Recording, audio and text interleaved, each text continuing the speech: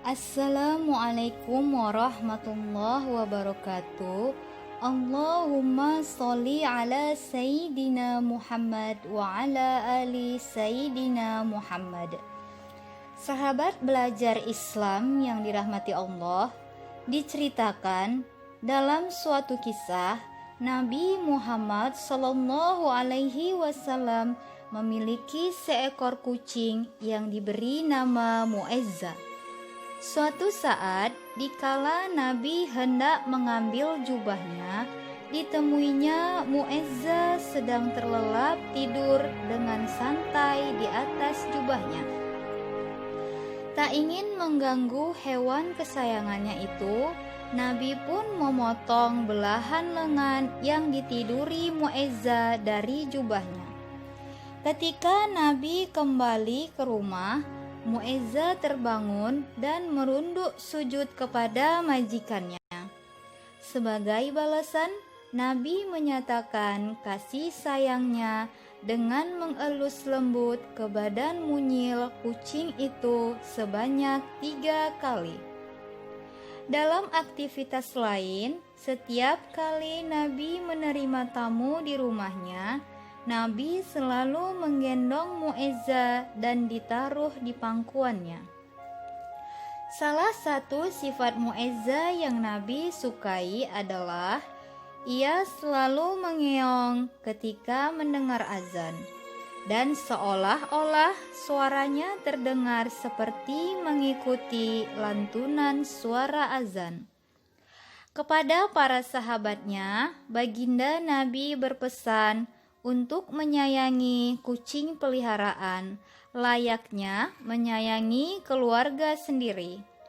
Dalam sebuah hadis sahih Al-Bukhari dikisahkan tentang seorang wanita yang tidak pernah memberi makan kucingnya dan tidak pula melepas kucingnya untuk mencari makan sendiri.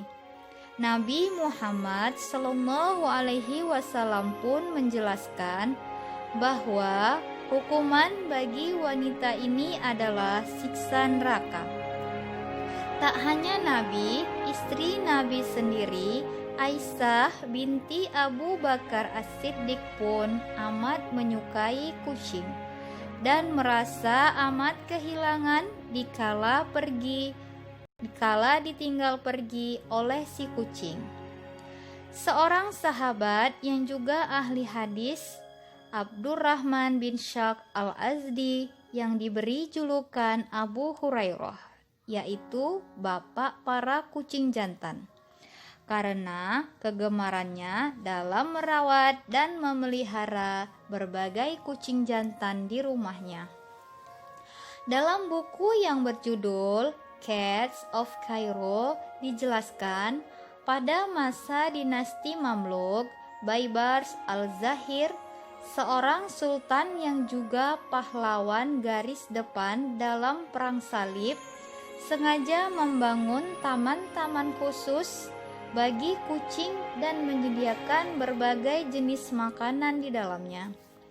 Tradisi ini telah menjadi adat istiadat di berbagai kota-kota besar negara Islam. Hingga saat ini, mulai dari Damaskus, Istanbul hingga Kairo, masih bisa kita jumpai kucing-kucing yang berkeliaran di pojok-pojok masjid tua dengan berbagai macam makanan yang disediakan. Pada abad ke-13, sebagai manifestasi penghargaan masyarakat Islam, rupa kucing dijadikan sebagai ukiran cincin para khalifah, termaksud porselen, patung, hingga mata uang. Seorang sufi ternama bernama Ibnu Bashad yang hidup pada abad ke-10 Hijriah bercerita, suatu saat ia dan sahabat-sahabatnya sedang duduk santai melepas lelah di atas atap masjid kota Kairo sambil menikmati makan malam. Ketika seekor kucing melewatinya, Ibnu Bashad memberi sepotong daging kepada kucing itu. Namun tak lama kemudian kucing itu kembali lagi. Setelah memberi potongan yang kedua, diam-diam Ibnu Bashad mengikuti ke arah kucing itu pergi. Hingga akhirnya ia sampai di sebuah atap rumah kumuh.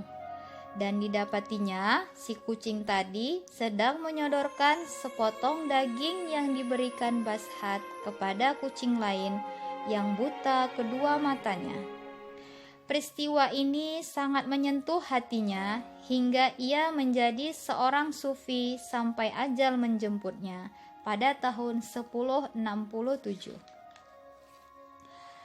Selain itu, kaum sufi juga percaya bahwa dengkuran nafas kucing memiliki irama yang sama dengan zikir kalimat Allah. Salah satu cerita yang cukup masyhur yaitu tentang seekor kucing peliharaan yang dipercaya oleh pria untuk menjaga anaknya yang masih bayi dikala ia pergi selama beberapa saat. Bagaikan prajurit yang mengawal tuannya, kucing itu tak hentinya berjaga di sekitar sang bayi. Tak lama kemudian melintaslah ular berbisa yang sangat berbahaya di dekat si bayi mungil tersebut. Kucing itu dengan sigapnya menyerang ular itu hingga mati dengan darah yang berceceran. Sorenya, ketika si pria pulang, ia kaget melihat begitu banyak darah di kasur bayinya. Prasangkanya berbisik, si kucing telah membunuh anak kesayangannya. Tak ayal lagi, ia mengambil pisau dan memenggal leher kucing tak berdosa itu. Tak lama kemudian, ia kaget begitu melihat anaknya terbangun dengan bangkai ular yang telah tercabik di belakang punggung anaknya. Melihat itu, si pria menangis dan menyesali perbuatannya. Setelah menyadari bahwa ia telah membunuh kucing peliharaannya yang telah bertaruh nyawa menjaga keselamatan anaknya. Terima kasih telah menonton video ini.